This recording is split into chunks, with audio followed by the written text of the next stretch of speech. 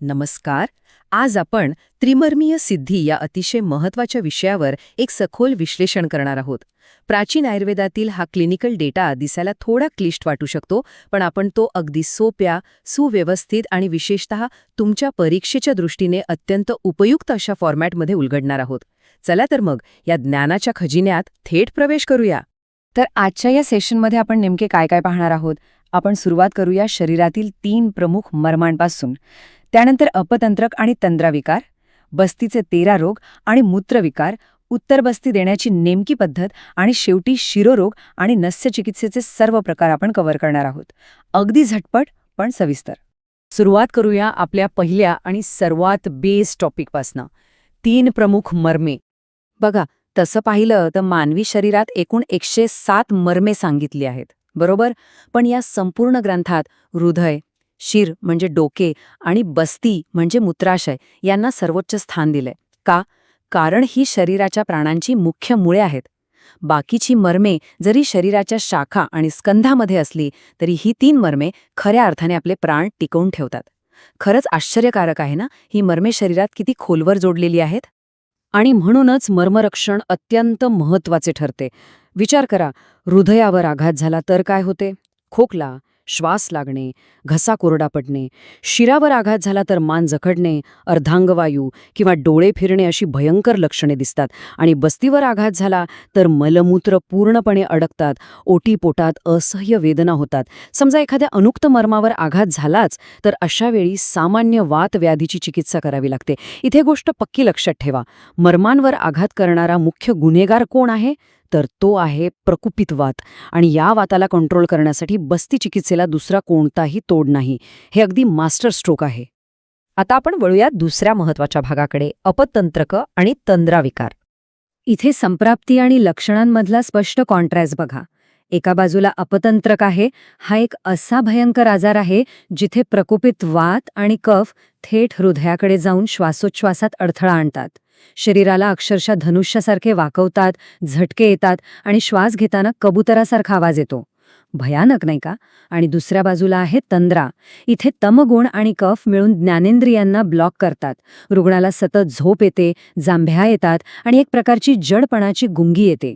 दोन्ही परिस्थिती किती वेगळ्या आहेत बघा. आता लक्षणं वेगळी तर उपचारही वेगळेच असणार, बरोबर? अपतंत्रकामध्ये आपल्याला तो ब्लॉक तातडीने तोडायचा असतो. त्यासाठी तीक्ष्ण प्रधमन नस्य किंवा मिरे, शेवगा, वावडिंगाचे शिरोविरेचन नस्य वापरले जाते. सोबतच सैंधव, हिंग, पुष्कर मूळ असलेले विशेष अपतंत्रक नाशक चूर्ण किंवा घृत दिले जाते. पण तंद्रा घालवण्यासाठी काय करावे लागते?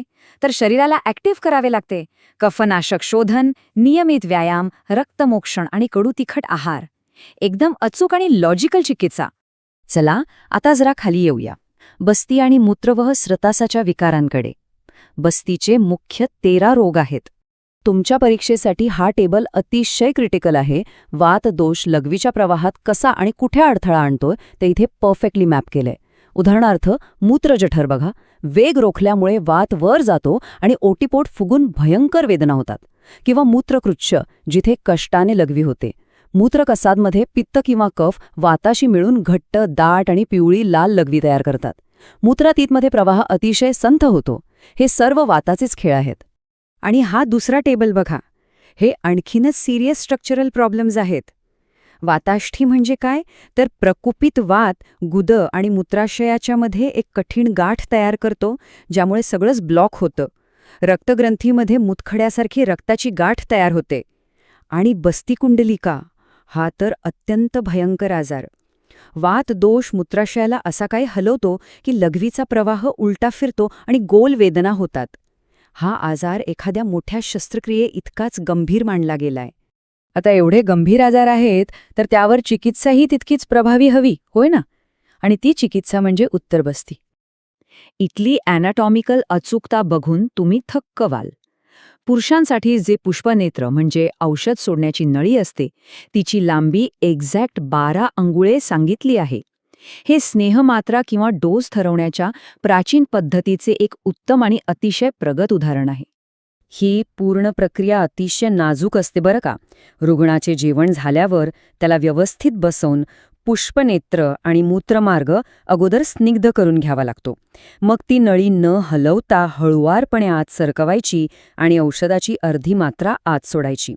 पण समजा ते औषध आतच अडकले तर घाबरून न जाता पिंपळ्यादी वर्तीचा वापर करायचा. पिंपळी, मोहरी आणि गुळापासून बनवलेली ही वर्ती अडकलेला स्नेह नैसर्गिकरित्या बाहेर काढण्यास मदत करते. हा एक अत्यंत महत्त्वाचा फेल सेफ बॅकअप आहे. पण स्त्री आणि पुरुषांच्या शरीर रचनेतील फरकामुळे ही पद्धत थोडी बदलते. पुरुषांमध्ये पुष्पनेत्र 12 अंगुळे लांब असते, पण स्त्रियांमध्ये ते साधारणतः 10 अंगुळे किंवा अपत्य मार्गासाठी 4 अंगुळे असते. यातली सर्वात महत्त्वाची टेकअवे म्हणजे वेळ. स्त्रियांना त्यांच्या ऋतुकाळात म्हणजे मासिक पाळीच्या वेळेस उत्तरबस्ती देण्याचा खास सल्ला दिला आहे, कारण या काळात गर्भाशयाचे मुख उघडे असते आणि स्नेह खूप वेगाने आणि चांगल्या प्रकारे शोषला जातो. चला आता खालच्या अवयवांकडून पुन्हा वरच्या दिशेने म्हणजे डोक्याकडे जाऊया. शिरोरोग. हा टेबल तुम्हाला परीक्षेत नक्कीच मार्क्स मिळवून देईल. यातली विशिष्ट लक्षणे बघा. सूर्यावर्त रोग.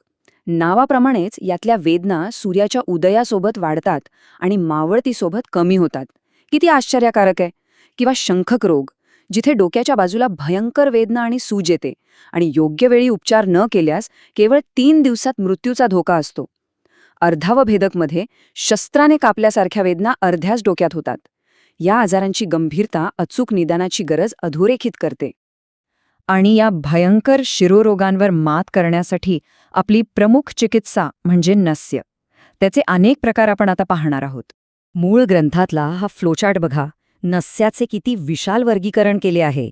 नावन, अवपीडन, द्वमापन, धूमपान ते प्रतिमर्श असे असंख्य प्रकार. आणि तेही त्यांच्या कार्यानुसार, जसे की रेचन, तर्पण, शमन आणि वापरल्या जाणाऱ्या द्रव्यानुसार परफेक्टली विभागले आहेत. ही नुसती नावे नाहीत, तर हे एक पूर्ण सायन्स आहे. आता प्रधमन आणि तर्पणमधला फरक समजून घेऊ. प्रधमन नस्यामध्ये बारीक औषधी चूर्ण एका नळीद्वारे नाकात अगदी जोराने फुंकले जाते, ज्यामुळे कफाचे मोठे ब्लॉक्स लगेच सुटतात. ही थोडी आक्रमक पद्धत आहे. सोबतच अवपीडन आणि धूमपानही विशिष्ट दोषांवर वापरतात. पण तर्पण स्नेह अतिशय सौम्य असते. यात सिद्ध तेल किंवा तुपाचे थेंब हळूवारपणे नाकात सोडले जातात, ज्यामुळे कोरडा वात शांत होतो आणि मर्मांना खोलवर पोषण मिळते. ही प्रक्रिया कशी करायची? आधी डोक्याला आणि मानेला हलका शेक द्यायचा. मग रुग्ण पाठीवर झोपल्यावर योग्य तापमानाचे स्नेहाचे थेंब अचूकपणे नाकात सोडायचे. पण ज्यातला खरा गेम चेंजर आहे तो पश्चात्कर्म, म्हणजे नंतरची काळजी. नस्य घेतल्यानंतर उरलेला कफ थुंकून टाकणे आणि थंड हवा किंवा पाण्याचा स्पर्श टाळणे अत्यंत आवश्यक आहे. नाहीतर दोष पुन्हा भडकून नवीनच भयंकर आजार मागे लागू शकतात. आता हे कोणाला देऊ नये हे नियम अतिशय कडक आहेत. रुक्ष नस्य, कृश व्यक्ती, गर्भवती महिला किंवा अगदी थकलेल्या तहानलेल्या लोकांना चुकूनही देऊ नये. जर अयोग्य वेळी म्हणजे अपचन असताना दिले तर कफज रोग उद्भवतील, आणि तहान भूक लागलेली असताना दिले तर वातज रोग होतील. आणि समजा अशी चूक झालीच तर आधी तो नवीन निर्माण झालेला दोष दूर करावा लागतो. त्यामुळे टायमिंग इज एव्हरीथिंग. आता एवढे कडक नियम ऐकून तुम्ही कदाचित विचार कराल की मग रोजच्या वापरासाठी काय? तर इथे ग्रंथ आपल्याला एक सुंदर उपाय देतो. प्रतिमर्श नस्य. हे अगदी सर्वांसाठी सुरक्षित आहे. दररोज स्नेहाचे फक्त 2 थेंब नाकात टाकायचे.